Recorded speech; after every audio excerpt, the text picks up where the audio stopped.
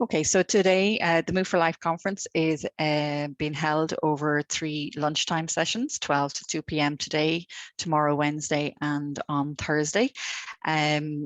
Each of the sessions, or each of the days, we will have a session focusing on I suppose the academic findings from the Move for Life research, and then a second session which will be looking at those findings and how we can apply them in practice. It's, as many of you, the Move for Life research was multiple sectors with multiple agendas and focusing on one goal around increasing physical activity among adults aged 50 plus. So we expect that that many of those sectors are represented here today as well, in both those presenting and also those attending the sessions. So today, first, short welcome from myself. The agenda, then we will have two sessions where we will hear from participants, researchers, and the tutor voice throughout the research program, and the really interesting videos snippets. And then the first session will be chaired by Dr. Andrew apologies.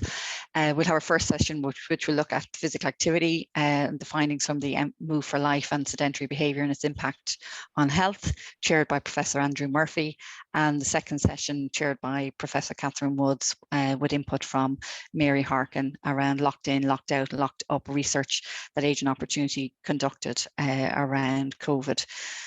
You want to move on, Ciara, please?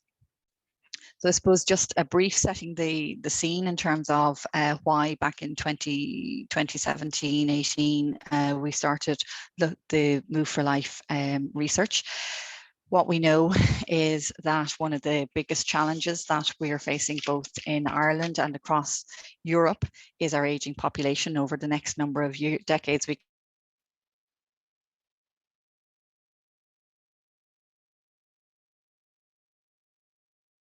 expect proportion of those aged 65 plus to double. As a society, is how we take steps to ensure that from an individual and society perspective, everyone continues to have a good quality of life for as long as possible throughout their later years.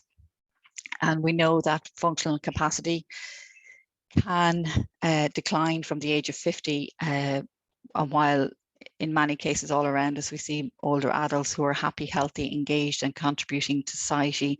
The key question for us now is how do we ensure that this is the same for the majority of our older population? If you want to move on, Ciara. So the National Positive Aging Strategy, which was published in 2013, is still our guiding strategy for the work in this area, and it sets out to address the challenge by setting ourselves a vision for a society for all ages that celebrates and prepares properly for individual and population aging, enabling and supporting all ages and older people to enjoy physical, mental and mental health and well-being. And it puts a focus on promoting and respecting engagement in economic, social, cultural, community and family life, and fostering the equality, independence, participation, self-fulfillment and dignity of older people. As we come out of the emergency phase of COVID-19 pandemic, it's probably timely to reflect on how well these key themes of the positive aging strategy were lived over the past 18 months. And I'm sure Mary's session later on will give us some very interesting insights to that. Ciara, do you want to move to the next slide? Thank you. So the positive aging framework is the next step in implementing the strategy. And it set out three key goals and one cross-cutting theme.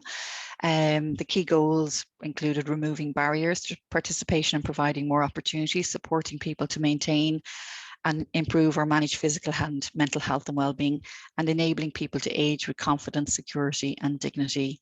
The fourth goal was a cross-cutting theme, which you'll see looks at ageism, stigma, information provision and positive aging. And in the context of Move for Life, the element of timely and regular access to comprehensive information about all determinants of health and well-being was a key element of that goal. Next, Ciara. So the Healthy and Positive Aging Initiative emerged out of the positive ageing framework. It was a collaboration between the Department of Health, the HSE, Age Friendly Ireland and Atlantic Philanthropies. It had a number of key strands, which included establishing a key set of indicators for older persons' health and well-being using existing research and data, for example, the TILDA data set. Establishing a research fund to commission targeted once-off research to fill data and knowledge gaps relevant to the design or configuration of future services and supports for older people. Publishing a biennial report and a series of county reports, all of which are available online. Ciara, do you want to move next? So in 2015, the Healthy and Positive Aging for All research strategy was published to action point 2 of the Healthy and Positive Aging initiative. Move for Life was one of those research projects funded. The other two, one looked at equity of older people in terms of dementia inclusive design in our hospital spaces, the structural determinants of health in relation to traveller adults and homeless people, and also inequalities in palliative care. And then the fourth one was Move for Life, an evaluation of the peer mentoring intervention designed to cascade and consequently upscale existing programs.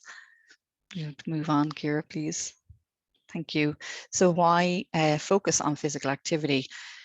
When it comes to older adults, we see that only 38% of them are meeting the national guidelines for physical activity.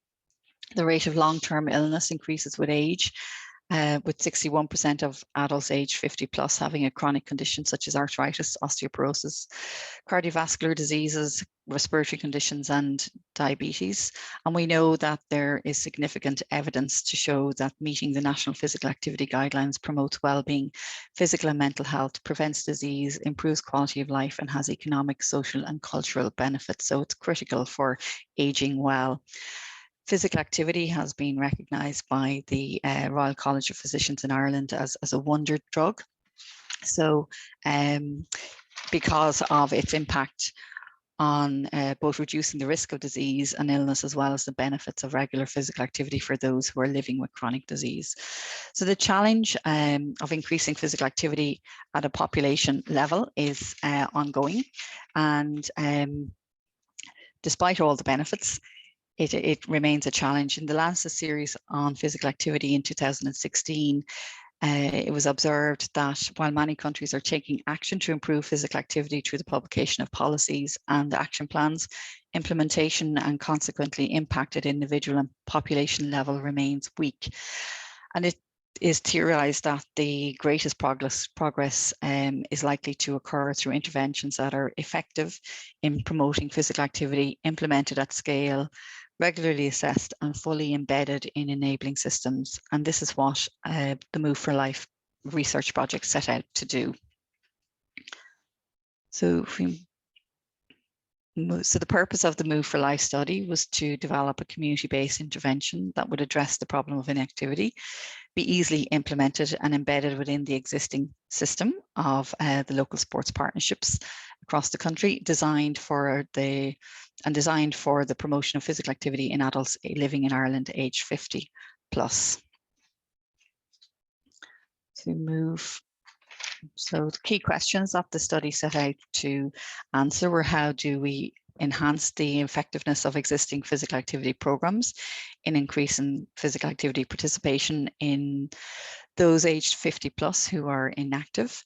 How do we broaden the reach of the program to more participants and make them sustainable long term? And it was hypothesized that the Move for Life program would work by empowering both the professional and non-professional members of the physical activity network, using a cascading model to teach behavioural skills and provide information and social support. The image to the side here kind of tries to represent that, showing the cascading impact from your local sports partnership, health professional, there at the second level down, your tutors broadening out their reach to the tutors and the peer mentors, and then consequently having a greater reach in terms of participants. So this is the research team who led the project. It included members from the University of Limerick, University College Galway, Limerick Sports Partnership, Clare Sports Partnership, Age and Opportunity, and Limerick City and County Council. And next slide, Ciara.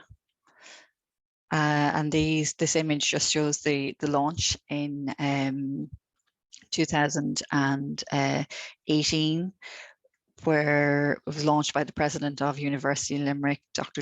Desmond Fitzgerald, and the Minister of State, Catherine Byrne.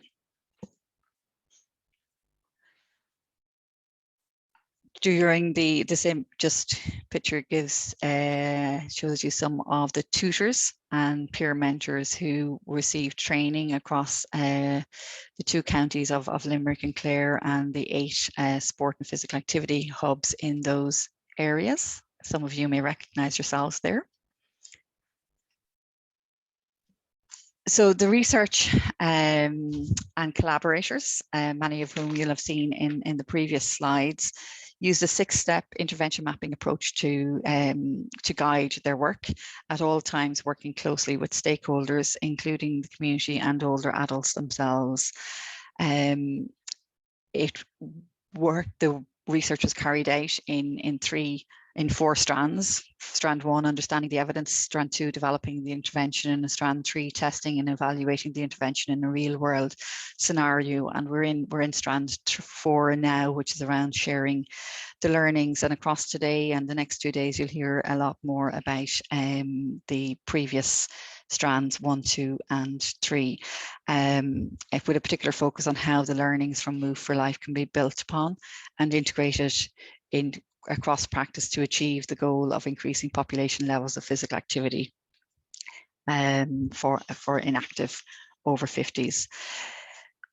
This image here just shows that over some pictures from where the various testing points were held throughout the research project. Many of it was in community halls and sports halls, inside and outside, across the period of May to September 2018.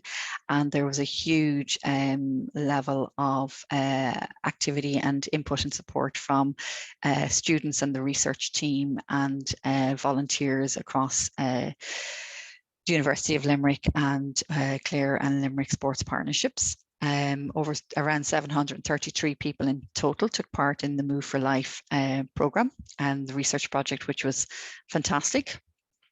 And as part of strand 4 dissemination, this just gives an overview of where the research has been presented and the publication of papers from it. And there was a mini documentary made by Missy Knowles and Trevor Ferris, and you'll have the opportunity to hear that as we go through today as well.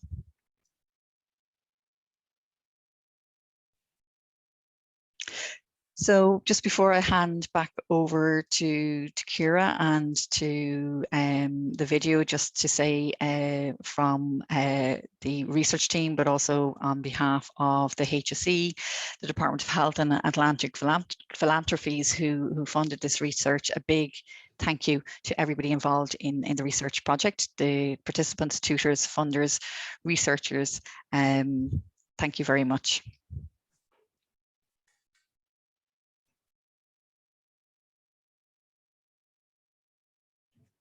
Thank you very much indeed, Sarah. So I might take over now. My name is Andrew Murphy. I'm a general practitioner. And sorry, Andrew. Oh, sorry, we're going to do the video first. So I was told I was going to do that and I forgot all about it. So back to you, Ciara.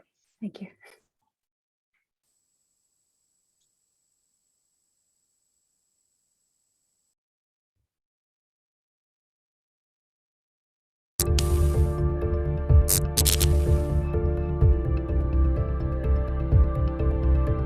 So keep your 2 hands on the ball and move to the side, and don't let your feet twist to the same side. As our physical health starts to disimprove, and as we get older and maybe we develop chronic illnesses, the effect of actually moving, of being physically active, not only will help that patient's lung disease and their heart disease and their arthritis, it will also help the mental health. It will help to lift the mood of that person. It makes you feel so good, and you're freer and able to move a lot better. So if we can make people active, we can give them the same level of benefit that we give them if we make smokers give up entirely. As a GP, as a researcher, it is immensely rewarding to see a real impact and a positive change happening in the lives of real people.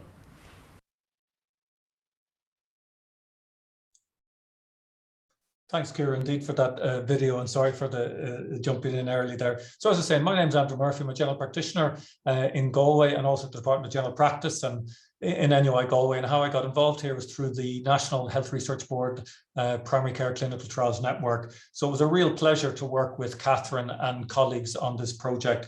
And I think it's a real testament to the success that we've got 3 days of presentations. Very few projects have that amount of material to share, and there's huge interest obviously in it. So without further ado, I think we should move on to our presentations, and we're a little bit behind time, so we might just take questions after the second presentation, but please do hold on to them for that stage. So our first two speakers are great GP colleagues, Liam Glynn and Andrew Regan from the University of Limerick, who are both very interested in the role of exercise and are going to speak to us about physical activity for health and findings from Moving for Life. So over to you first, Liam, I think.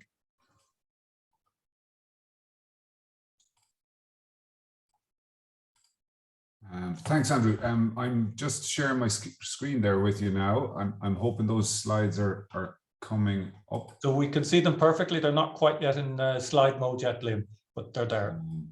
Lovely. How about that? Excellent. Where you go. Great. Thanks very much for the introduction. Liam Glynn is my name. I'm the chair of general practice in the University of Limerick. And I guess the only thing I'd add to what's been said is I think this is a great example of first of all, a multidisciplinary research group, a group where there's a lot of varying expertise, from clinical expertise to academic expertise to then, the collaboration that involved the local sports partnerships. This, I suppose, the idea that it was so embedded and integrated into the community, and that the community partners in this, i.e. the local sports partnerships in Clare and Limerick, were such an integral part of the research team. And I think it's a great example of where you can develop a research program that has, as was already mentioned in the video, real impact. So it was a real pleasure to be part of it, because I guess there's no doubt that as I sit here and meet people, as I'm doing today and will be for the rest of the day, and see patients in my clinic, over my career, I guess I've come to realize the really positive role that exercise and physical activity can play in all sorts of different presentations. So it's been really wonderful to be involved in something that is trying to embed this more in people's lives and trying to, I suppose, focus on the whole idea of prevention. Because by the time people sit down with me, generally, they're downstream, they've developed a chronic illness. So physical activity has a wonderful role in not only improving the status of any chronic illness you might have, but also, I suppose, primarily in the idea of prevention.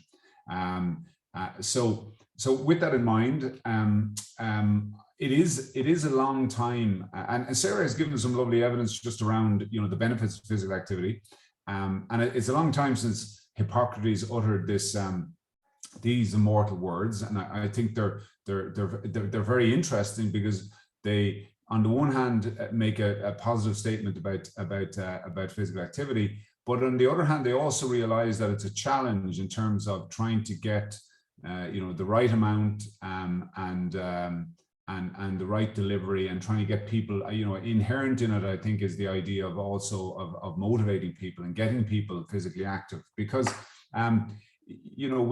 there's so much evidence now around the benefits of physical activity.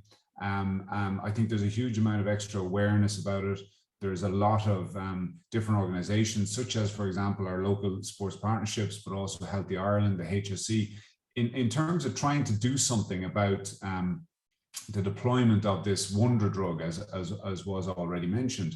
And the reason is clear, because vaccines are very popular at the moment, but really physical activity is this incredible vaccine in terms of prevention of chronic disease and premature death. And this is increasingly important as our population and as we all continue to age, because this is going to be something we're all going to have to engage with at a point in time. But when you think about having a vaccine that you could take, which is going to prevent the progression to diabetes, is going to reduce your blood pressure, is going to prevent two of the biggest cancers that we have to engage with in clinical practice. Also fantastic benefits in terms of mental health, anxiety, depression, fatigue, and then varying things as osteoporosis, reduction in dementia progression, and obviously that really important risk factor of obesity. So if we have this really powerful vaccine against these conditions, I suppose the key question then is why aren't more of us engaging with it? And I suppose this was one of the real key things that Move for Life tried to develop an evidence base around, is how do you get people to engage? Because we're all aware of what the guidelines are, but we're equally aware of how few of us, and particularly as we get older, are achieving those guidelines. And this is particularly true of certain groups, and I guess older adults are one of those groups, definitely lowest socioeconomic groups as well. And that was another interesting thing about Move for Life, is the effort that was made, and a huge amount of effort was made to try and go after these subgroups who are particularly at risk. So these were a couple of the key characteristics of the project. But I suppose, increasingly that evidence based around physical activity, it isn't just saying it's beneficial for this disease and that disease, but it's saying actually the dose that we give, and the intensity at which we exercise, all of these are really important in terms of reducing our risk of premature mortality. So the biggest focus is as in the title of the project, and that's probably why it was chosen. It's about moving. It's just about getting up and moving. But the key question is, how do we motivate people to do it in the first place, but also to keep it going, to sustain it over a long period of time? And this was, I suppose, my route into Move for Life, because many years ago, we ran the first randomized controlled trial looking at smartphone applications to promote physical activity. And as a result of that, developed a local exercise class for older adults as a byproduct of it.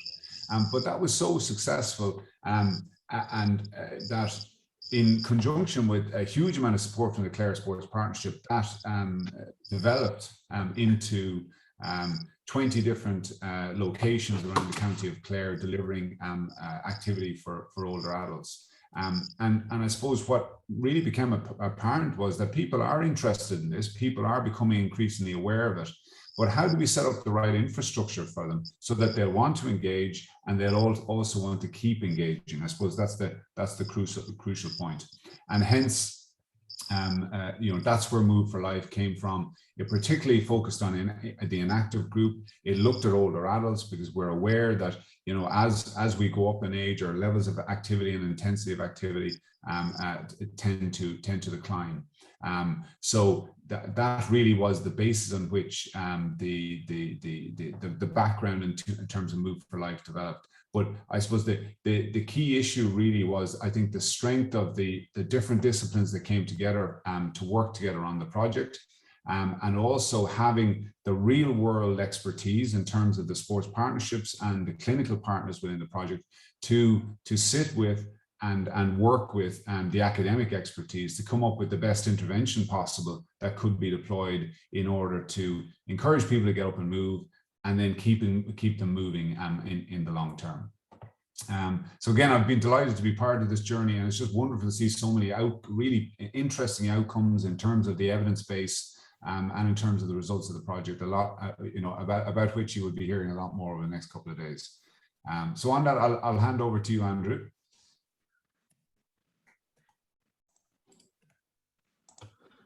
Thanks very much, Liam. I'm just checking to see if I have control of the slides now. I know it can be a little bit slow, so yeah, so great.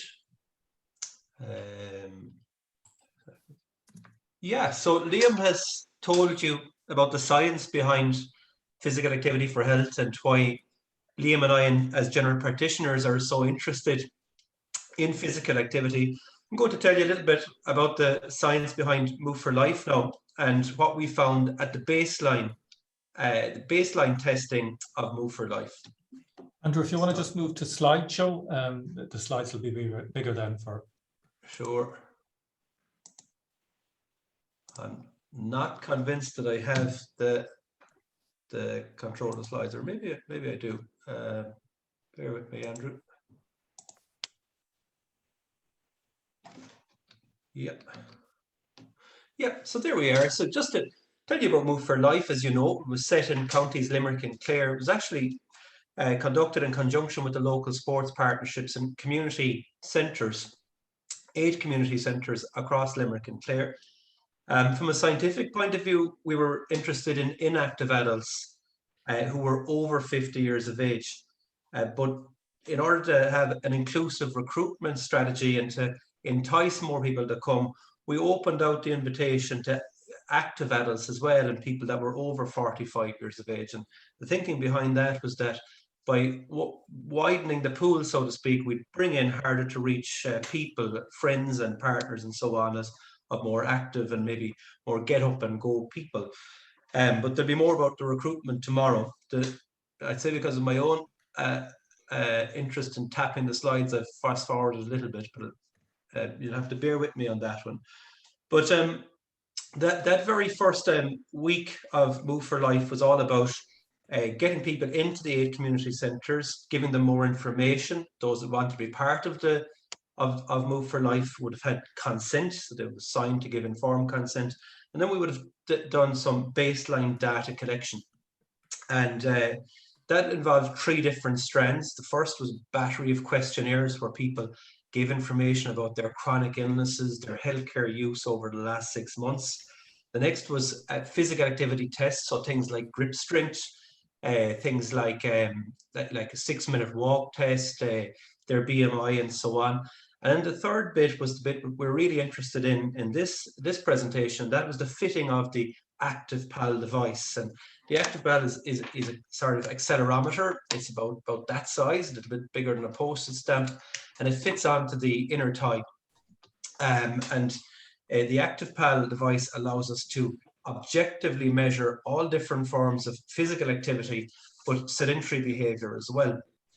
And across those 8 centres, 531 people were given an accelerometer that would have been fitted by a member of the team, and they were asked to wear the device on their inner thigh for 1 week. And we asked them from a scientific point of view that they would wear it for at least 10 hours per day, and that they would do it for 4 consecutive days at a minimum.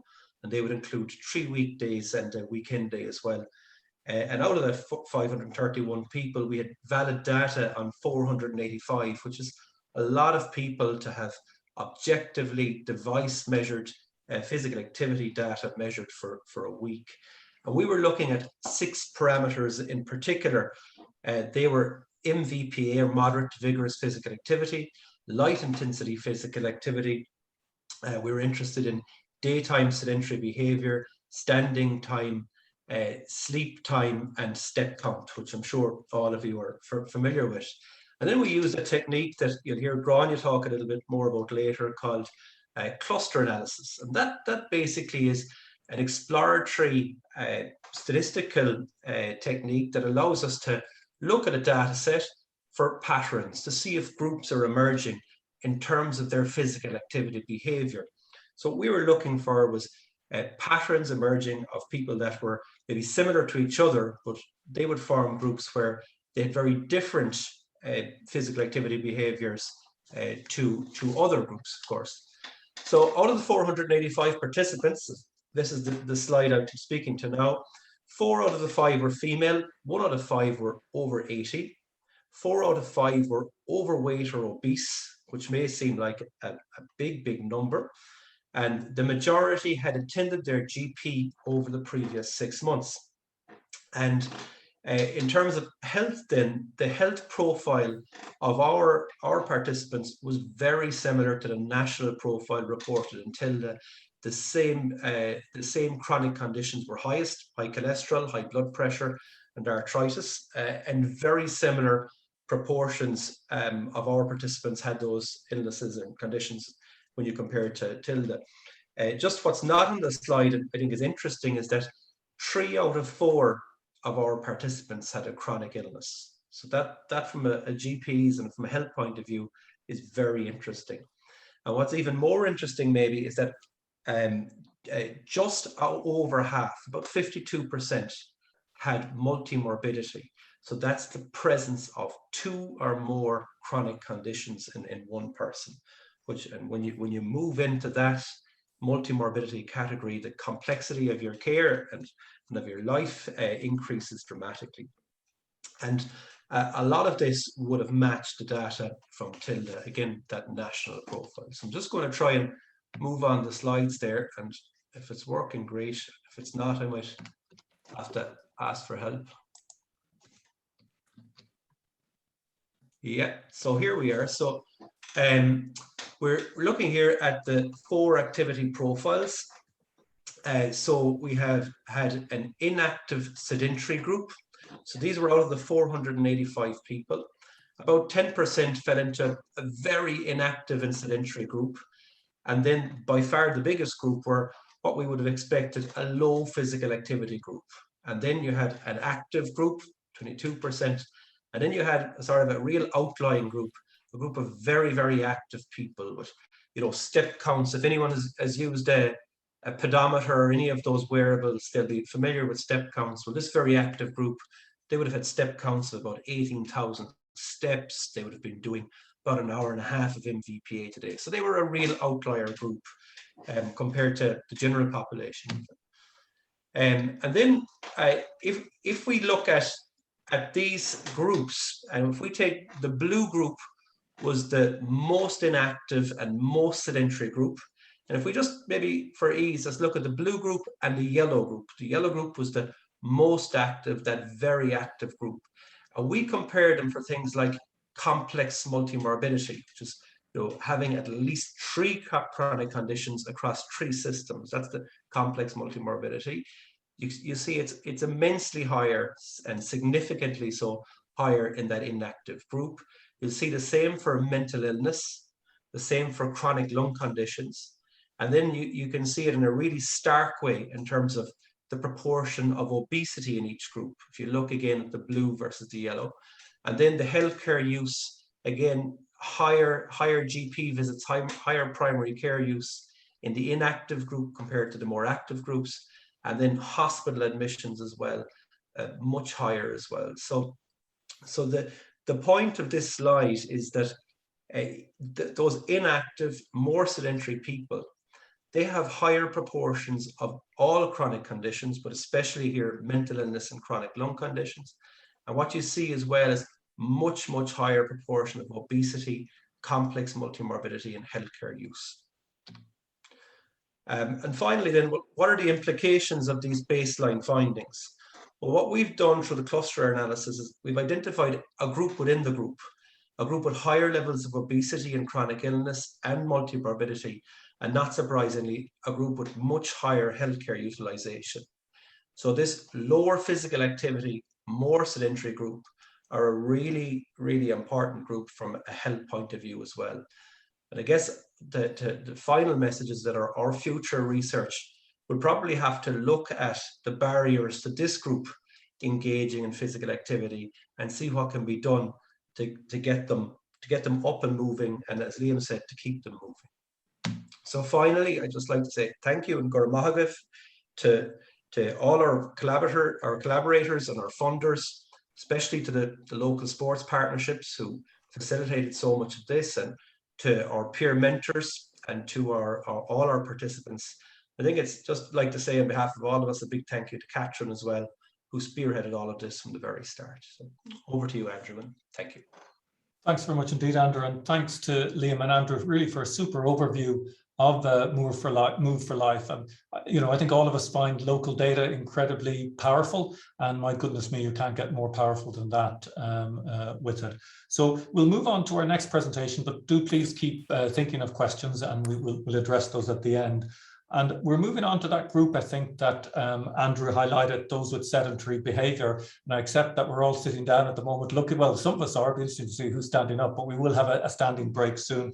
So I'm delighted to introduce our next speaker, Alan Donnelly, who's Vice Dean for Health Sciences in UL and also a physiologist, and who certainly has been crucially involved closely with Move for Life since its inception. And then Grainne Hayes, who's the Programme Manager for Physical Activity at the Health Research Cluster, and has a particular interest in accurate measurement of physical behaviours. And certainly to me, a huge strength of Move for Life was just the huge precision that Alan and colleagues brought to measuring exercise, which can be so difficult. So over to you, Alan and Grainne, looking at sedentary behaviour and its impact on health. Thank you. Okay, thank you, Andrew. We're going to do this as a double act. So Grainne is going to try and share the slides now. Let's just give her a second.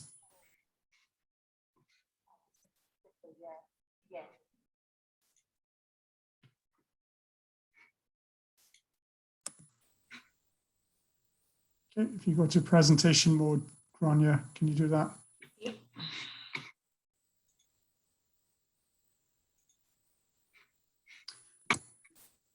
There we go. Okay, so thanks very much for this opportunity to speak. And what we're going to talk about now is sedentary behavior and focus a little bit on the measurement of all the activity behaviors in the Move for Life study. So we go to the next slide, Grainne. So if you can just click through those. So in my research area and Grainne's research area, we don't just talk about physical activity, we talk about all the physical behaviors that we do in the 24-hour cycle. So if you think about what you do, you sleep for maybe 8 or so hours per night. You're sedentary, so you're sitting. As Andrew mentioned, we're probably all doing a bit more sitting, if you're in work from home due to COVID.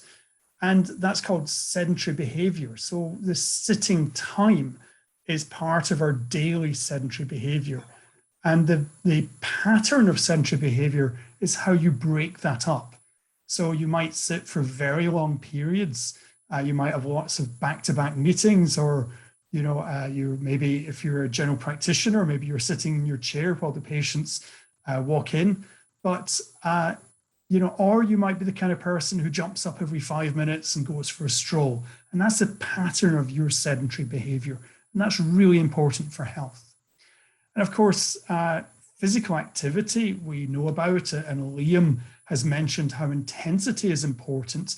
And we would arbitrarily break physical activity as a continuum, but we'd break it into light, moderate, and vigorous physical activity as a way of explaining to people what they should be doing. And we generally say people should try to accumulate moderate to vigorous physical activity as part of their daily routine. And national guidelines are designed around accumulation of moderate to vigorous physical activity. Although light activity, light intensity work like housework, gardening, strolling are still important. Standing is a kind of interesting concept, because standing can qualify as being sedentary in the sense that, in fact, we are designed to stand. Evolution has made us very good standers, and our muscles are quite inactive while we're standing. And as a result, our energy cost of standing is quite low. So if you look at the definition there of sedentary behavior, standing could actually qualify as being sedentary using that definition. Alternatively, a lot of people believe that standing might actually be beneficial for health. And those people might categorize standing as a physical activity as being something that's positive. I think the jury's still out, and I'll tell you a little bit more about that as we go through. Okay, next slide, please. Anya. Okay, and if you just, yeah. So we heard mention there of the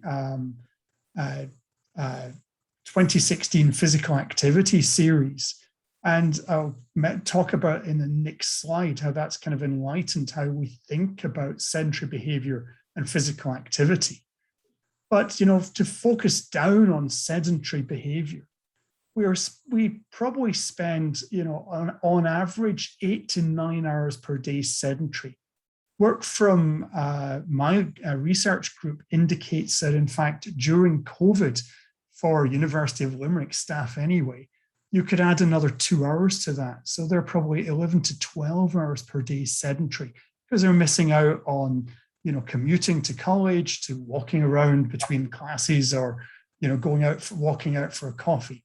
So definitely our sedentary behavior probably has increased significantly lately.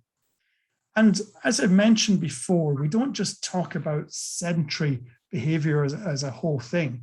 It's made up of the sedentary time. So those are, you know, between 8 and 11 hours a day that we are sitting or lying down, excluding sleep, because we believe that sleep is good for us. And sedentary time is accumulated in a pattern that we refer to as sedentary behavior. And we know from a range of studies, there's a cross-sectional analysis from our research group, that there are many associations between sedentary behavior and health outcomes. So we can't just think about physical activity alone.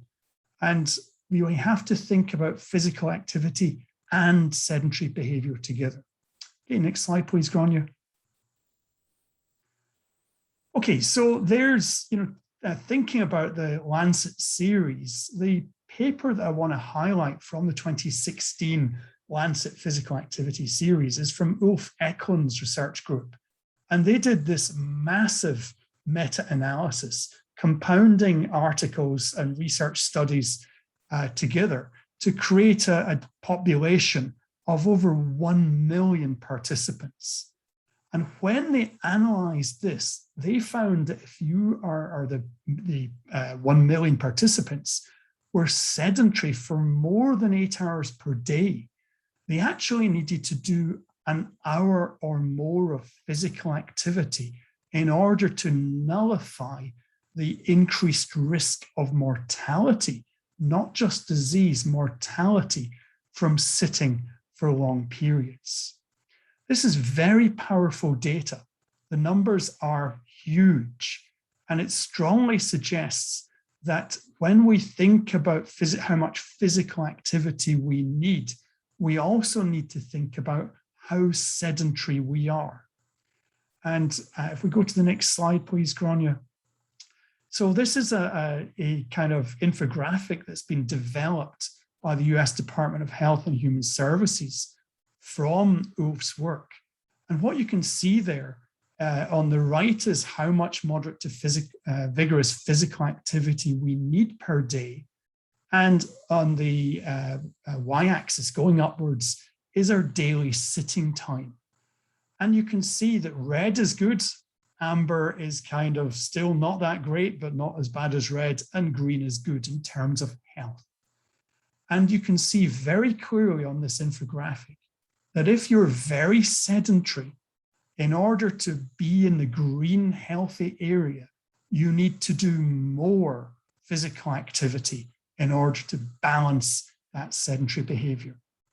So our kind of 24-hour physical behavior pattern and its relationship to health suggests that if you're very inactive, very sedentary, you need to do more physical activity. And the less sedentary time we have, the healthier we will be. Next slide, please, Grainne. So how do we measure this? How do we measure physical activity and those physical behaviors? Okay, so our research group's been working on this for years. And as you've heard from Andrew previously, we use a device called the PAfH. And you can see it in the top picture there. The bigger one is our original device. We moved to a mini version of it, and it's worn center line on the thigh, stuck on and covered in a kind of bandage that keeps it in place. And our participants wear that for 7 or more days continuously. They don't take it off for showering. They do take it off if they go swimming and put it back on. But that's about the only reason they would take it off. So they wear it continuously, day and night, and we learn from it about their sleep patterns, about when they get up, and about how sedentary they are during the day. But in order for us to use that device to tell how much physical activity they're doing, we had to do a lot of studies validating the device. So looking at the acceleration and comparing that to the metabolic cost of different activities. So we used different populations in a kind of gym-based setting. We had them do many activities of daily living, and we looked at the energy cost, and we have developed specific algorithms that we run to process accelerometer data that translates the raw acceleration into data on how active they are during the day. So what I'm going to do now is I'm going to pass on to Grainne, who's going to tell you about the data we found using the PAfH accelerometer in the Move for Life population. So thank you.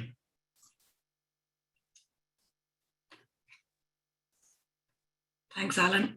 I'm conscious of time, so I'll just briefly go through this. So the next few slides, I will present the Move for Life baseline data to you. And as you can see from the numbers here on the screen, 486 participants were included for the accelerometer component of the study. Now, of course, this is quite different to the overall sample, and I think Andrew explained the reasons. But it was primarily because some opted not to wear the accelerometer, some participants didn't complete the full accelerometer wear time, and some of the accelerometers malfunctioned. So it was a female biased sample study with 382 female participants and 104 male participants. And the mean age of the sample for the accelerometer component was 62 years. To give you an idea of how our study compares with the previous large-scale studies in Ireland, the blue table here on the screen presents information from the TILDA study and also from the Mitchelstown Cohort Rescreen Physical Activity study. So as you can see, the Move for Life participants had the Move for Life study had less participants in the normal and the overweight BMI category, and there were more within the obese BMI category. So the differences observed across these studies may possibly be due to the fact that the TILDA and the Mitchelstown Cohort Rescreen were primarily a stratified sample, so they're a representative sample, while the Move for Life study deliberately targeted more inactive people. So an interesting way to look at activity, as Alan already mentioned, was that we wanted to assess the composition of one's activity pattern over an average 24-hour period. The pie chart on the left here provides an example of the 24-hour activity behaviors of participants in the Move for Life study, while the pie chart on the right looks at activity behaviours for the Mitchelstown Cohort Rescreen study. And this was a study that was completed by our colleague, Dr. Cormac Powell, and it was completed in older adults that were of the similar age to participants in Move for Life. So the time spent in bed is represented in dark blue, and we can see here that both populations spend a similar amount of time in bed. The time spent sedentary is presented in the orange segment of the chart. And you can see here that the Move for Life participants spent more time sedentary than the Mitchelstown Cohort participants. And while standing time, moderate to vigorous intensity physical activity and light intensity physical activity are all lower in the Move for Life participants. So from this, we can see that compared to a stratified or representative sample, these participants were more sedentary and less active. One of the interesting things with sedentary behavior is that we can look at how participants accumulate or fractionate their sedentary time. So we decided to look at the amount of time the Move for Life participants spent in sedentary bouts less than 20 minutes and sedentary bouts greater than 20 minutes. So this population spends the majority of their waking sedentary time in prolonged periods. And this may be concerning, as Alan previously mentioned, because long periods of sedentary time can be associated with ill health. And finally, as Andrew pointed to earlier, I also looked to see if we could cluster the participants by their behaviours. So here we created 3 clusters. Cluster one here were active, but they also had prolonged sedentary bouts.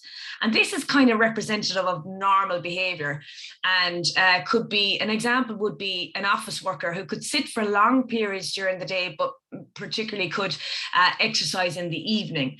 The second cluster of participants represents those that were highly active within 42 minutes of MVPA, and they spent more time in short sedentary periods.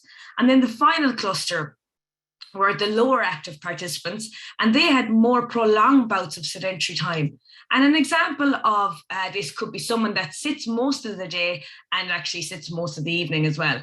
So what is very interesting here is that from cluster 2, we can see that participants were very active. The participants that were very active had shorter bouts of sedentary time, but they also had a lower waist circumference. So based on the results I've presented here, I'll finish up by pointing to some strategies to reduce sedentary time. And one suggestion is to increase standing time. Now, the evidence base for increased standing time isn't that strong, but there is potential for a small risk reduction.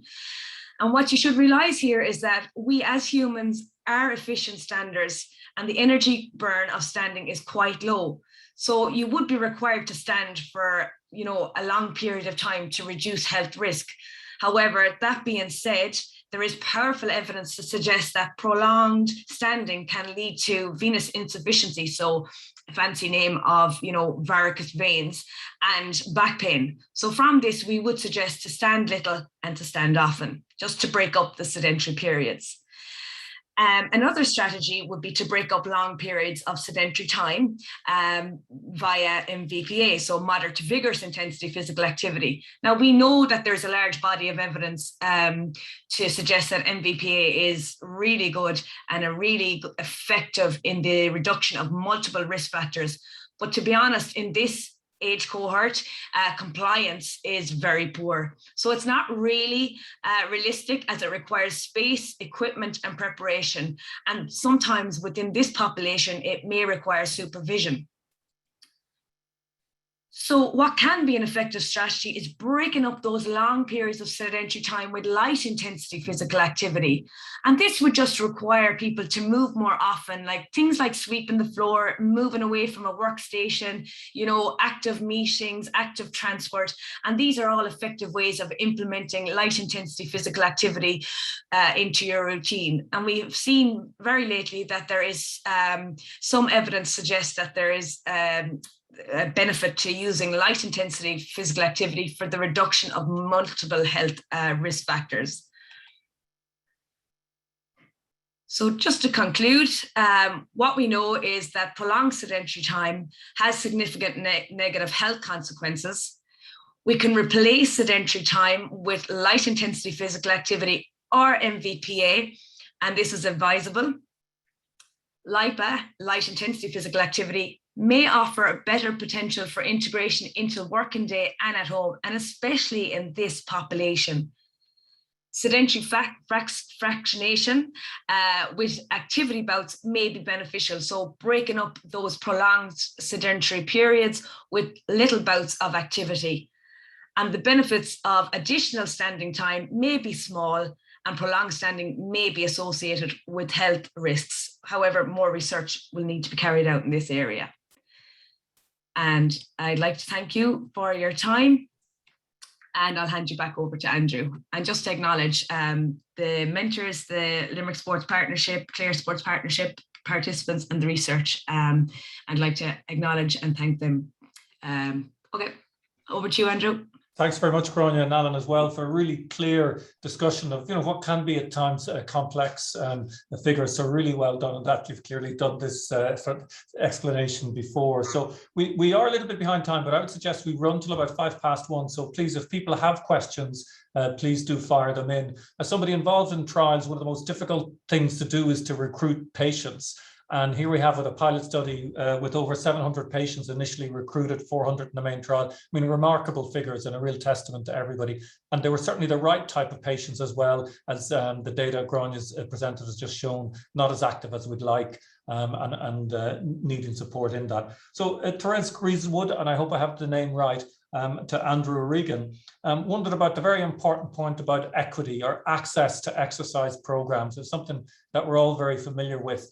Joining a gym might not be as straightforward for everybody for financial reasons. Andrew, what are your thoughts about that? For the evidence that you showed was very convincing about the benefits of exercise. We recommend it to patients and to our friends, and yet barriers exist to such access. Yeah, Andrew, I think that's a great question from Trace. I think it does go back to that basic piece of evidence that we all reference in general practice, and that's Tudor-Hart's inverse care law. And if we look at physical activity or tackling sedentary as a way to be healthy or as a medicine, it is harder for people that can least afford it. What I would do is I echo what Grainne has been saying there, and that, okay, MVPA, maybe getting that half an hour of MVPA every day on a treadmill might be a very efficient way of doing this.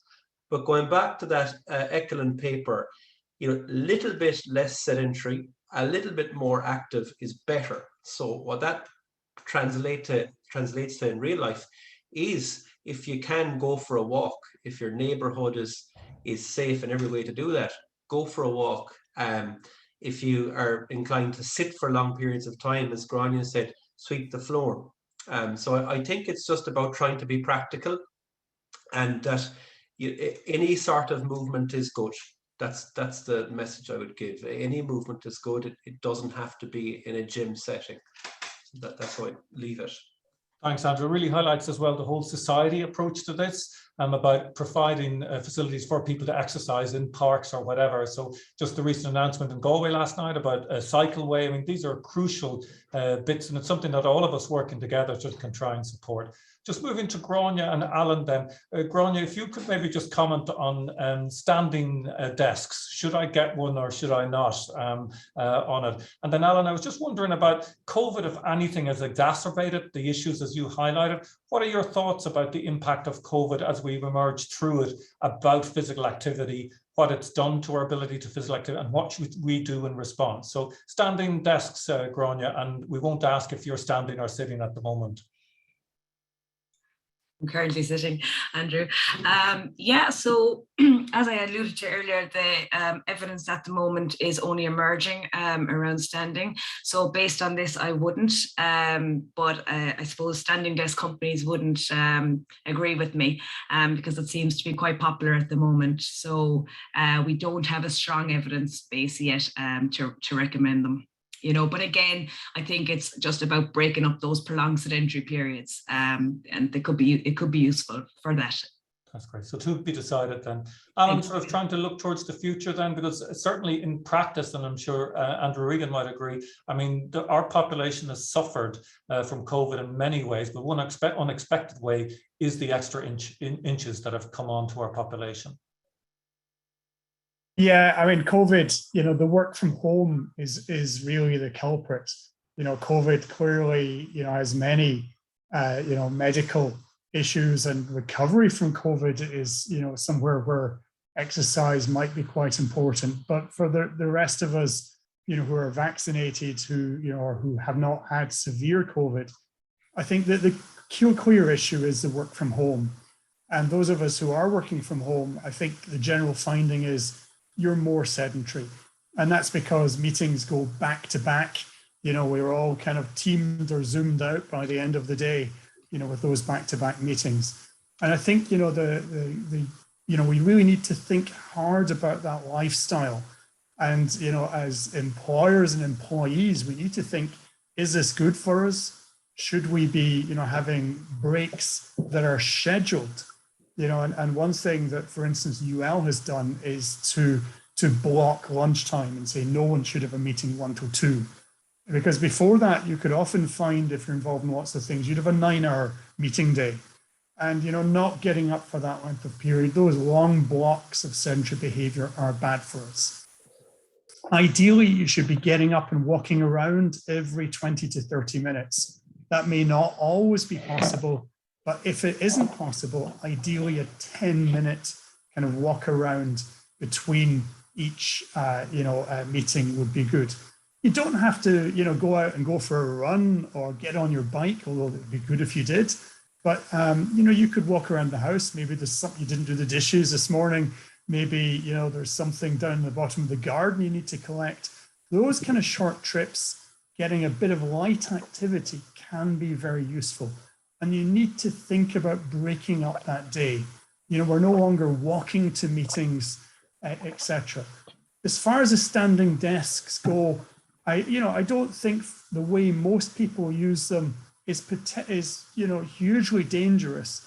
But I am concerned that people think it is a replacement for physical activity. It's great. I don't need to go out for my walk tonight because I've got a standing desk. That isn't the case. Standing desks may have a small health benefit, particularly in at-risk populations, perhaps obese populations, etc. But for the rest of us, using a standing desk may be no harm if we break it up, but it doesn't replace the necessary physical activity. And you still need to go out for those small walks, go down to the gym, use those green spaces, the cycleways, and, the walkways that, are increasingly in place, and get some physical activity. Thanks, Alan, indeed. And we might just finish with a question from Ciara Doran, which I think is just a really important one. And I might direct it towards Andrew Regan. And I'm sorry, Andrew, so if you can give a sort of an answer in a minute or so, which completely underestimates the importance of this question. It's about that it's, relatively straightforward to tell people to exercise, but what about those patients who are suffering from mental health issues or lack of motivation? What do you think Move for Life tells us about that situation? Yeah, I mean, Ciara, for me, that's the ultimate question. I'll be going into clinic shortly, and I'm going to be dealing with that sort of chronic illness, mental illness, physical activity sort of dynamic. The first thing I'd say to the question about how to get that person who might not be motivated, who may have a mental illness or who has chronic illness, the first thing I'd say is to understand where that person is coming from. So to understand that person's perspective. What we're talking about here in terms of sedentary behavior, mental and physical illnesses, deeply ingrained patterns of behavior that are going on over years or decades, and understanding that and acknowledging that and having the realization that that's not going to change overnight just because Andrew says that it's a good thing to do. So that initial acknowledgement is important. Secondly, what I'd say is to understand about support. So people that feel supported are more likely to exercise. So in whatever your role is, whether it's as a friend or as a professional, to help that person to exercise, removing little barriers, talking about what they can do, what's available locally, simple things like encouragement and small steps. The third thing that I'd say, and the last thing, is just about self-efficacy. So how are you going to tap into their motivation? How are you going to help them make those small steps? So little things like target setting a reasonable and realistic target. And as a GP, I'd always invite somebody back and say, look, is this reasonable? 20 minutes or 15 minutes even to start. And let's talk again in 2 weeks and see how that went, and let's take it on then to the next level. That's great, Andrew. Thank you for that. I was set a target of finishing at 1 o'clock, so I have failed miserably on that as regards efficacy. But I mean, you know, what a tremendous session we've had.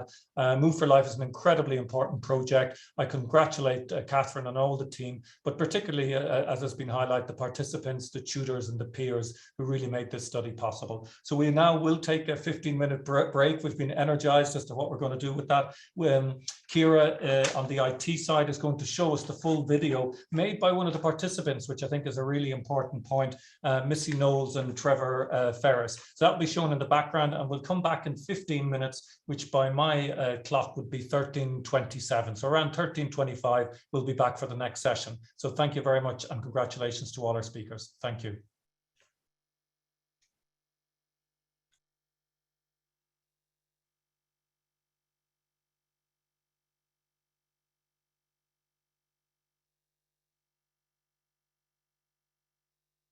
If someone had told me when I was a medical student that there was a medicine that could reduce your risk of premature heart attack and stroke, could reduce your risk of certain cancers, could reduce your risk of progressing to diabetes and indeed dementia, also was the #1 treatment for fatigue and even reduces anxiety, I don't think I would them.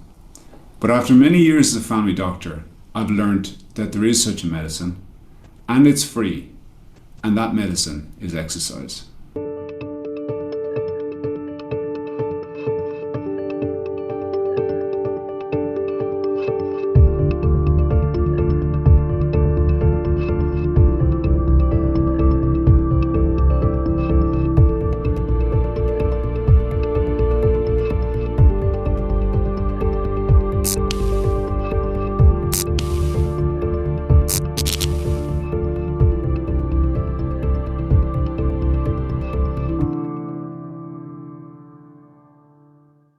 So keep your 2 hands on the ball and move to the side, and don't let your feet twist to the same side. So get a partner there, you're only using 1 ball between 2.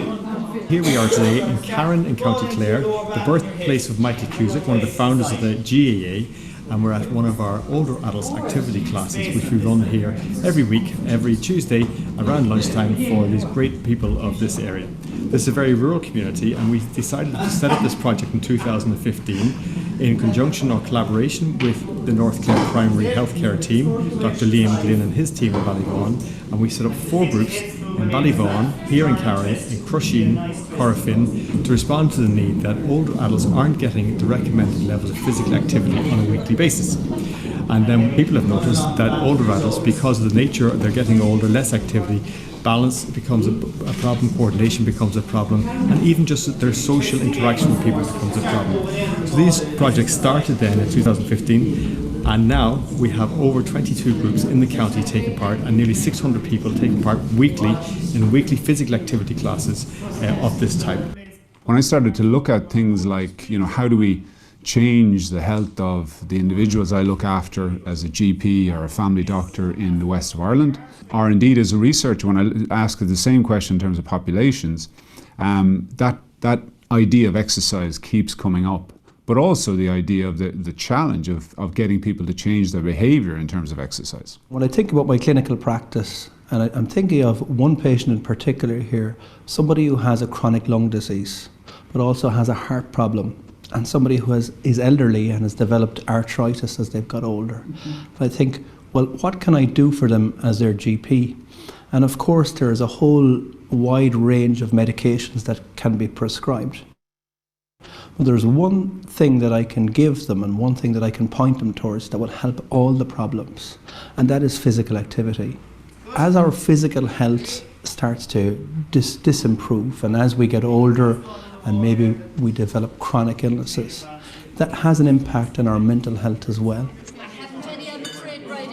Yeah, I had a problem with my shoulder, and so it's been really good. And a couple of months, maybe a couple of months. But just doing the exercise. Yeah. My whole body, everything. Yeah.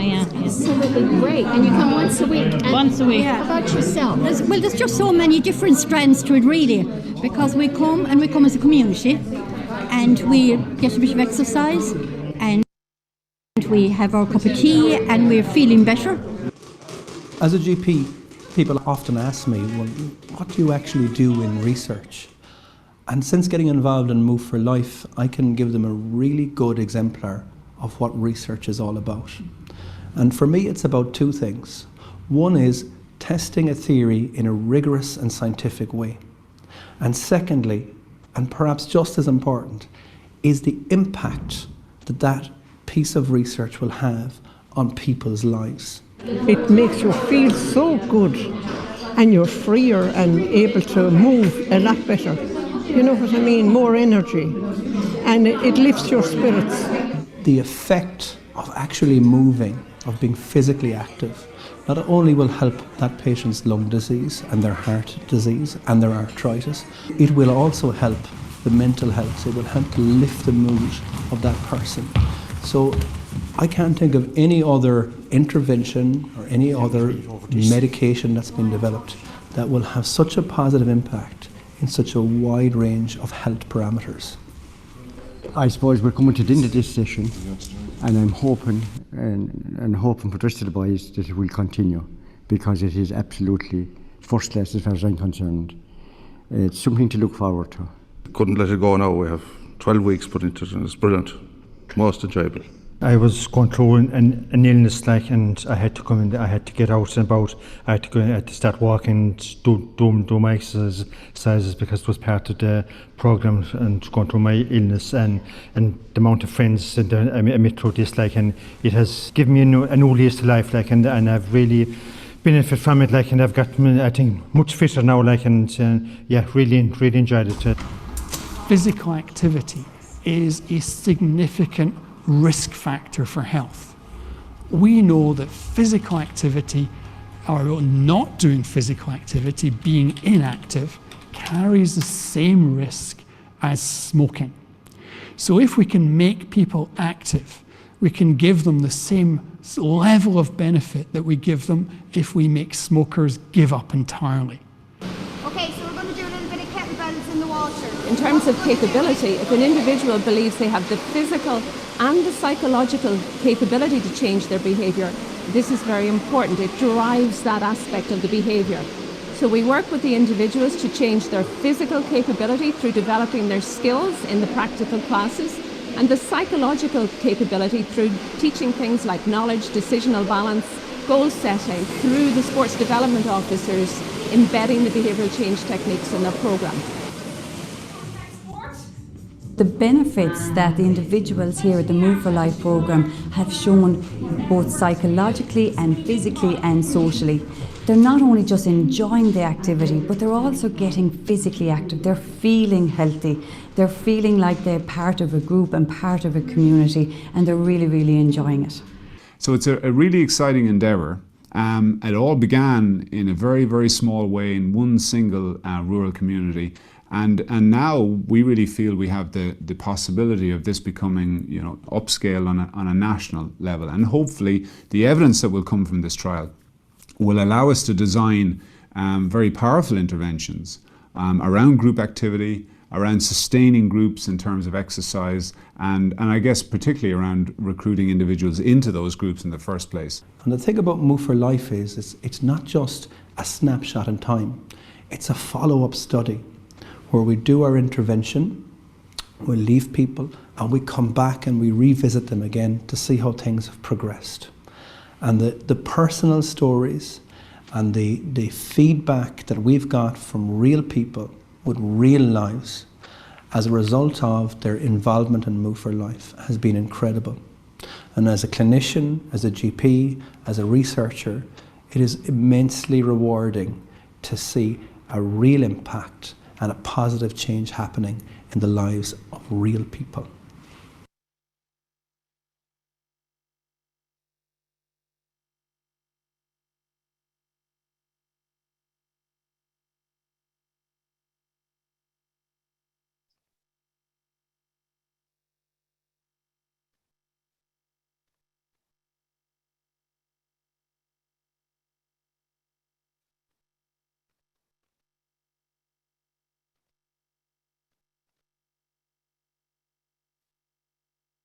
So Can everybody hear me? I just want to say thank you very much. If you could stop sharing the screen. Yeah, that's great. Thank you very much. That's excellent. We have 1 or 2 more minutes before we're going to move into the next section. So we will start at 13:25. So if you do want to take a few minutes just to move around, do some exercises. I'm at a standing desk, so it does provide the opportunity to move, which is great. So please do, and we will start with Locked In, Locked Out and Locked Up, which is a presentation by Mary Harkin from Age and Opportunity at 13:25 sharp. Okay, so I will see you in 3 minutes. Thank you.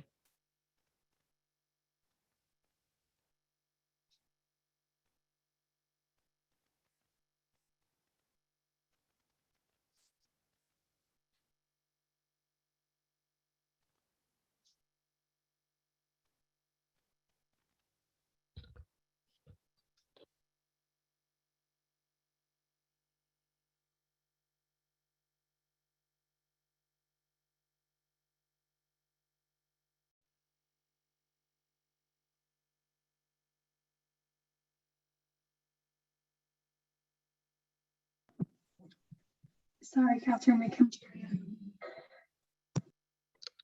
Sorry about that. Can you hear me now, Ciara? Yeah, we can. Brilliant. So I would just like to say welcome back, everyone, for the second phase of the Move for Life conference. So this is day 1 of 3 days. And we're delighted to be running this as part of Positive Aging Week. So to reiterate what Sarah said earlier, #PositiveAging would be great. And please do use your social networks to tweet about the conference and share the conference site and encourage people to register if they wish for tomorrow and the next day as well.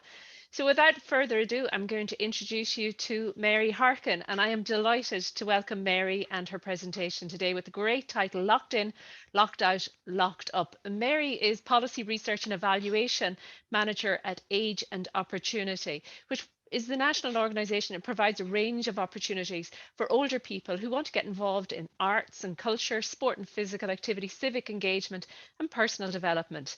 Mary is currently developing research and evaluation frameworks that will increase Age and Opportunity's capacity to support and influence public policy development in relation to older people. From 2003 to 2018, Mary led the expansion of Age and Opportunity's Go for Life programme into the full national programme, for which it was one of the 4 programmes that was offered as part of the Move for Life programme. We were delighted to have Mary on the Move for Life project as an advisor, particularly from the practitioner's perspective, which was really wonderful to get her insight. And to echo Liam's comments earlier on about the partnership approach, working with the local sports partnerships, working with Age and Opportunity, working with the Health Services Executive and Limerick City and County Council. So without further ado, Mary, looking forward to seeing your presentations. I'm going to turn off my screen and invite you to share your screen. Thanks, Catherine. And I suppose just before I share my screen, in case I get to the end of the presentation and just go few and forget to say thank you, I just wanted to just give a reflection, because this piece of research was done after Move for Life, I suppose, just to kind of go back in time a little bit and to say that I really enjoyed being a part of the Move for Life research team, and it was a great eye-opener to be involved in such a big piece of research. Both from the HAPI point of view as a member of the steering committee, but also as the community collaborator into Grainne, and to see all of the people from different parts of the university that it takes to do a piece of research like this. And I suppose I'm always conscious, coming from the point of view of really, advocating for older people, that often when people sign up to do a physical activity program or intervention, that they don't sign up to do, to be a subject of a piece of research. And it's always a worry that you strike a balance between, providing a service and actually, proving that it works and feeding the evidence up.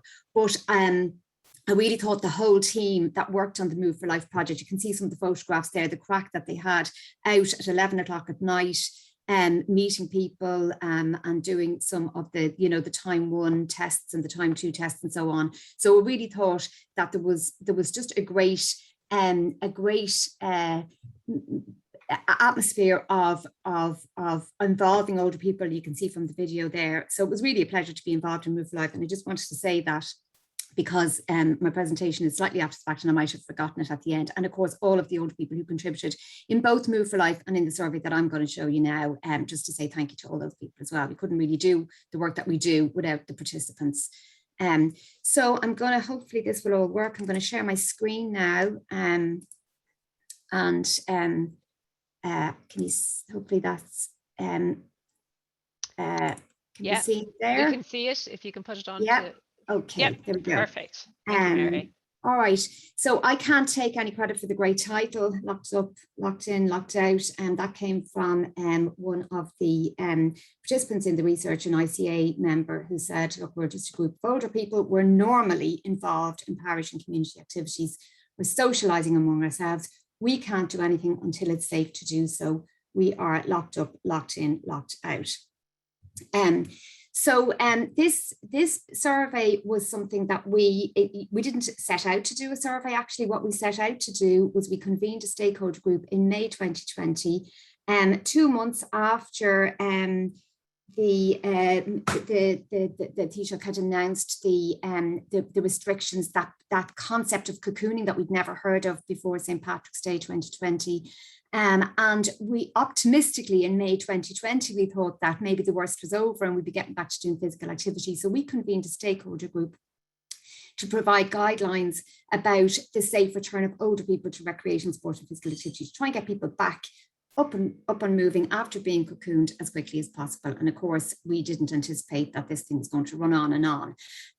So the group did produce guidelines, but then felt that there was a piece of work to be done to link in and see what had been the impact on physical activity of on older people, and specifically on groups. So as Catherine said, the Go for Life Games, which is one aspect of our programme, was one of the 4 core activities for the Move for Life study. But at the core of the Go for Life programme is the PALS, the Physical Activity Leaders initiative, which is a unique form of peer leadership. So it's kind of embedded, as Sarah said earlier, in an enabling context. It's embedded within a group, and I suppose it kind of over the last 20 years has kind of snuck physical activity into a group that might meet to do a book club or flower arranging in terms of the ICA groups or active retirement groups. So we, over the years, have trained older people to be physical activity leaders within their groups, and we support that work with a grant scheme. So we felt that we had an in to actually invite groups to tell us how they had got on, where they were at now in September 2020, October 2020, really, when the survey was done. So we just was kind of a suck it and see. We put out the survey. And we had over 700 responses to the survey. And from that, then we said we would need a bit of help with it. So we called in a more research, and they helped us to kind of develop some themes from the survey, what was coming back, and we convened 4 focus groups that were representative of all the groups that we had contacted, and we produced this report. So the stakeholder group that we convened originally had older people represented on it, some of our physical activity leaders, and then some of the organisations there, the Local Sports Partnership, Sport Ireland, who are our funders, to give us, and some of the national governing bodies, to give us just a wide representation of what it might take to get people back to physical activity in the first instance, and then to advise on how to conduct and produce this report, this survey.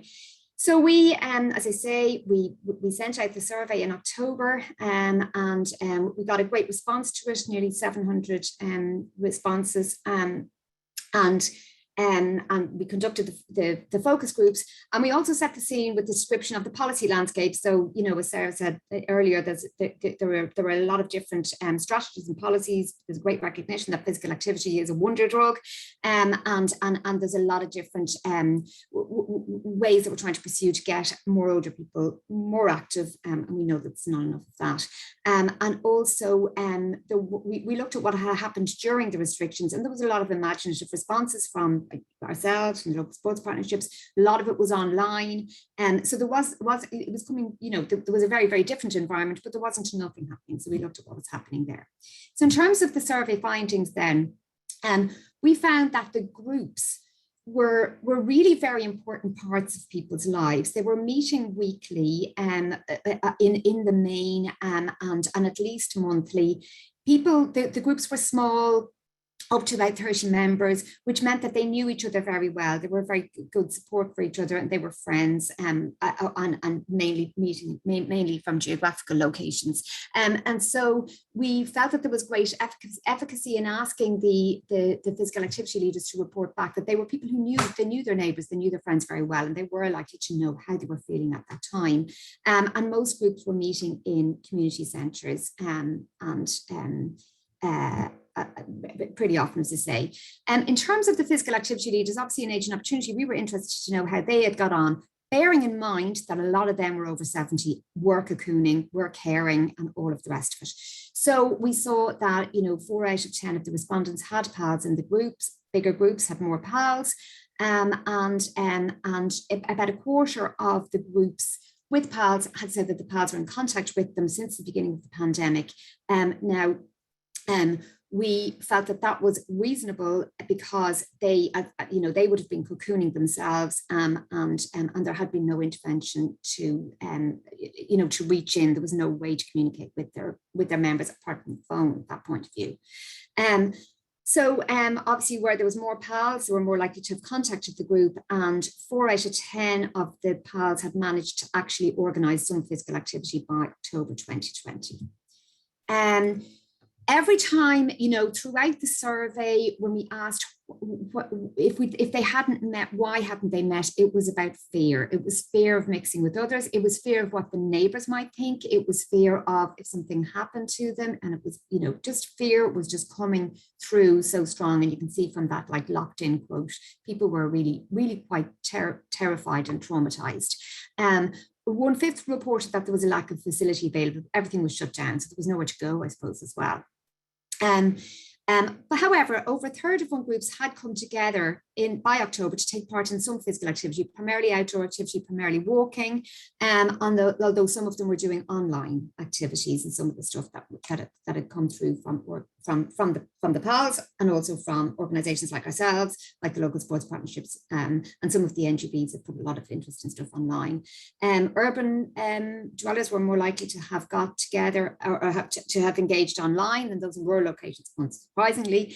And there was a range of activities, but walking was the dominant choice, and some of them went back to activities that their group would have liked to do, so they were trying to continue on the range of physical activities which really had been knitted into those groups. It had become a part of the calendar of the group, and they really, you know, there were things that they enjoyed doing. They tried to continue those to varying success. So the choices of activities were primarily dictated by the need to be outdoors, and as I said, 1/5 continued the regular activities. So where they had managed to meet, 9 out of 10 of them said that it had been successful, and that and half of those, and again, at the time of the survey, we just gone back into level 5 restrictions, you know, schools had gone back, and there were some counties had been shut down in September, and the whole country was at level 5 at that point. But half of those were still managing to meet regularly at that time, about once a week. So we then kind of extrapolated some themes from the surveys, and we conducted 4 focus groups, some men, women, mixed groups, and groups that would need extra support. So groups of people maybe who have had disabilities or chronic health conditions. So those kind of groups that might need extra supports to be physically active. And that was really very rich.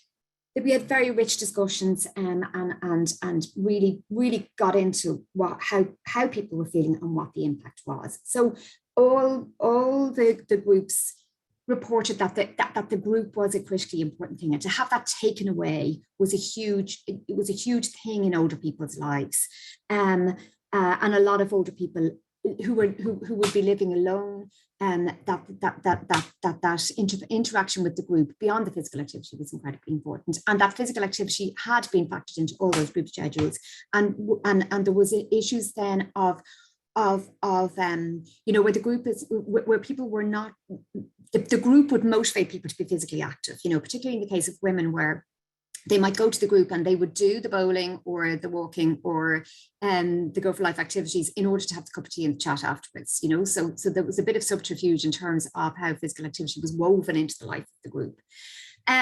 The groups pointed out, the focus groups, and this is interesting, I think it's interesting, and this is a challenge for us to take on as an organization working with older people, but also, maybe for some of the other practitioners in the room, that a lot of people, their lives didn't change because of being cocooned because of COVID, that a lot of older people were living that kind of a life. They were living because of mobility issues or because of, where they live. Actually, I suppose we all got an opportunity to walk in the shoes of somebody who's living with a chronic health condition or a disability, or in a particularly rural location where you actually don't see that many people, you don't have that much contact. So that came up as well, and that was really something that we hadn't thought of.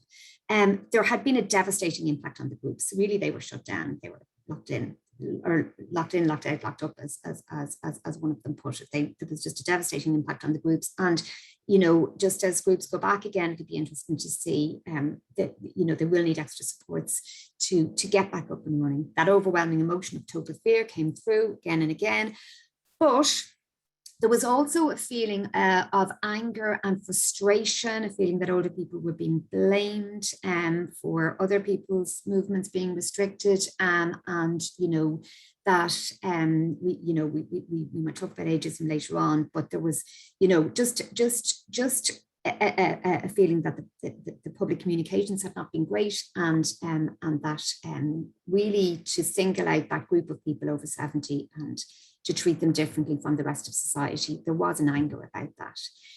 As I said earlier, there was a lack of motivation to be active without the group dynamic.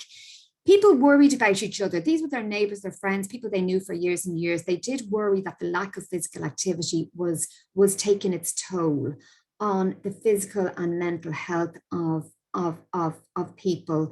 And they were particularly concerned that people who may have, that where the physical activity would have been associated with kind of alleviating symptoms of a chronic health condition, or people, so example here about somebody who had Parkinson's, and actually that visit to the exercise class, to the pool or something, that there was going to be an irreversible impact on people, and they would never get that degree of functional fitness back again. And I think we've heard stories since then about about cases where that has happened. Who coped the best? Well, the women's groups seem to have coped the best. They seem to have been more creative and proactive about contacting each other. They would pick up the phone. Somebody said women will always find a way to talk. So they really did seem to have done better. The men's groups were less inclined to have been in contact, and hadn't been as, were individually resilient, but hadn't been as creative in terms of actually keeping in touch. The people who were able to keep active individually were inclined to be more active. and the people who were digitally connected, and this comes through again and again in all across COVID, is that idea of digital exclusion and inequality. And so those who had technology were able to access a lot of the really imaginative and creative stuff that went online. They were doing better. People who were open to or able to build physical activity into their daily routine at home. So there's a lot of people doing individual exercise, and people who were motivated, who were confident and had the kind of enabling environment around them to do that. And then those groups that did manage to meet safely did better as well. So again, coming back to this idea of the digital divide, the television and radio were kind of keeping people going. The phone was keeping people going, and out of, the Irish Wheelchair Association kind of gave, and I think this is probably, quite typical that, they were able to reach 7 out of the 54 users with social media. So although social media was great and the internet was great, it just didn't get to everybody. So in terms of the conclusions then, we concluded from both the survey and the focus group that there are a lot of voices that want to be heard, and I think there'll be a lot of stories, and I think we need to take the time to listen to those stories. Older people they're angry and frustrated at I suppose the well-intentioned or benevolent ageism that was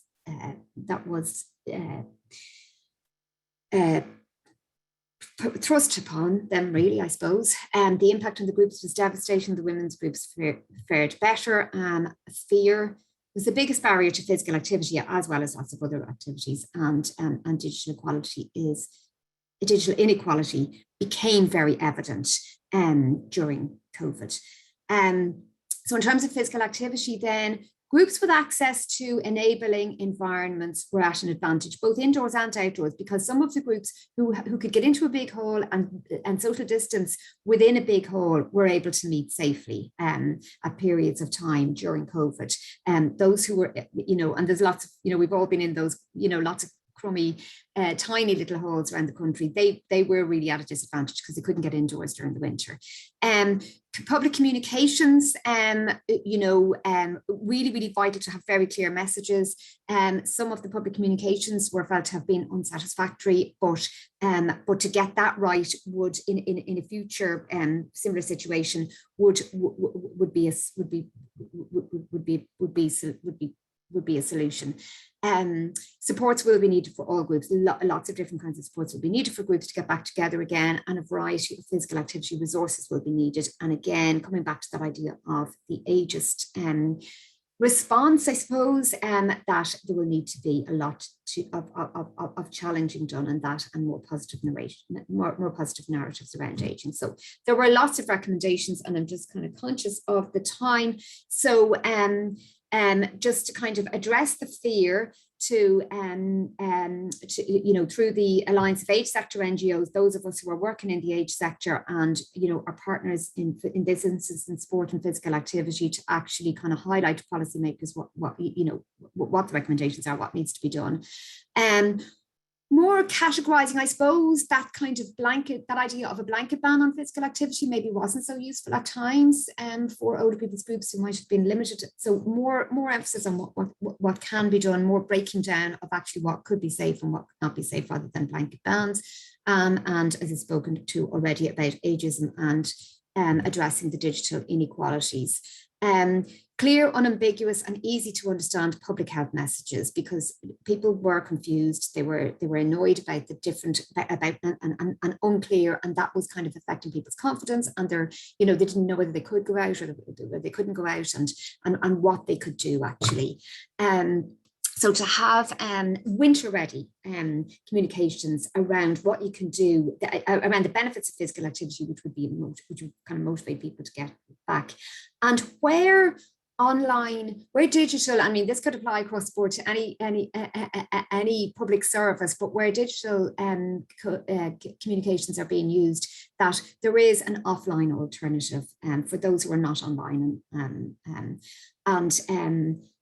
then in terms of supporting groups to actually meet, development support and from the Department for Rural Community Development to reactivate groups that are, one person said, back to naught, particular attention for men's groups, review the physical activity leaders network in Age and Opportunity to reach those who may not physically be there but may be able to join remotely, and focus on walking and outdoor activities where groups can't meet. To again, I've spoken a bit about the digital piece, but to highlight the consequences of physical inactivity. And as I said earlier, about people who had lost functional fitness, who'd lost confidence, lost motivation, and were therefore really going to be taken, we're never really going to recover that. So to highlight those consequences and maybe to prioritize those groups when it comes to using, facilities that they would be prioritized. Explore partnerships around that idea of printing resources as well as providing them digitally, and then to kind of take up further research to produce guidelines for enabling environment, because we see that really did make a difference where you lived, if you were digitally enabled, and if you had indoor and outdoor enabling environments was very important. And that idea of making larger premises available to groups, promoting walking, and as one of the things that everybody took to during COVID, and then also putting better transport supports in place. Transport was mentioned by the focus groups as well. So in terms of further research opportunities for those of you who are coming from the research side of the house, we didn't look at the impact of organised physical activity in day and residential care settings, which also really stood down. So we didn't, although we Age and Opportunity do some work in this area, this research was limited to groups in the community, but we know that there must have been an absolutely devastating impact on organised physical activity in care settings, and that's a piece of research that was recommended to be looked at. We will do an independent review of the PALS initiative, support for innovative initiatives, and we're already doing a national reflection. We have citizens' assemblies which are being funded by IREC to look at whether the human rights of older persons were compromised by the response to COVID-19. So Age and Opportunity are currently doing that piece of work. And then to look at the international use of public spaces to create more enabling environments in Ireland for physical activity. So that's that. Again, I'd like to say thank you for inviting me to speak today and for inviting me to be a part of the Move for Life project. And happy to take any questions. Great, Mary. Thank you so much. A very, very interesting presentation, and wonderful to have data from the older adult and the older adult voice in relation to the experience that they had of the COVID-19 pandemic, and it's obviously still ongoing. For me, some of the key things that came out there was the stronger the network prior to COVID, the more likely it was to remain and sustain during the COVID. So there is a lesson to be learned there in relation to how we support the development of these networks and really support them to be strong in the start. Also, the importance of the outdoor space and having good infrastructure for walking in particular, and really, calling our planning, urban design and transport colleagues to work with us on this, because it's really important that they hear these messages for the future, for the current design of where we live, the residential environments and where we live. And so, to capture, we knew that there was negative impact, but the devastating impact it has had on groups, and really understanding and learning about, actually for some older adults, the cocooning experience was a lived experience be outside of COVID, and actually really understanding that. I think there's lessons for us all to learn in that, and the digital exclusion and the digital divide, and how do we overcome that? I do have some questions that have come in from the audience. One in particular to do with the difference between rural and urban online uptake. And how do we get rural participants to engage in physically active lifestyles? And how do you engage them online, do you think? Well, I suppose there's a couple of different questions there in terms of the online uptake. I mean, part of that is broadband. You know, part of that is that it can be incredibly frustrating. Some of you, I'm sure, are coming from parts of the country where, you know, there's poor broadband. So some of that is around poor broadband. And, you know, for those of us who are digitally literate, we might hotspot off our phones, you know, if we're up a mountain, but actually not everybody has the ability to do that. So there's certainly a huge piece of work to be done in terms of digitally enabling digitally enabling people, and that's improving the broadband around the country, which is probably outside of our remit.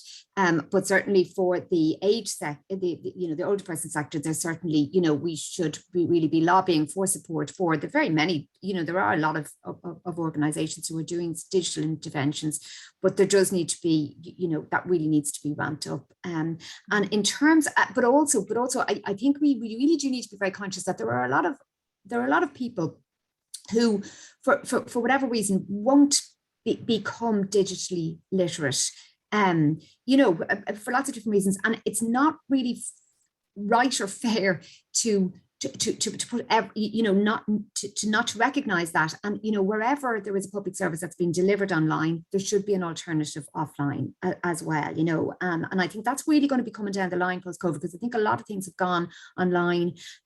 Travel, you know, I'm hearing stories from the airport that would make your toes curl. You know, and that's from people who have smartphones. So, you know, I think we're going to be grappling with this across the board, but it is a particular. There are less older people online, you know, than other populations, so it is a particular issue here. And then, sorry, Captain, just in terms of the rural participants in physical activity lifestyle, I think there's a huge piece around the enabling environments for people who are living in rural areas. Like, you know, if you don't have a path out, you know, safe places to walk, good transport to get to the group when the group is meeting, or to get to the pool, or you know, and the facilities for physical activity to be available locally. Yeah, very good.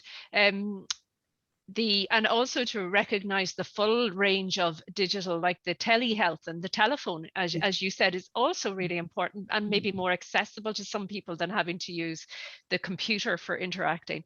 Another question here on if you have any recommendations in relation to strategies that we could use to introduce the positive narrative around aging.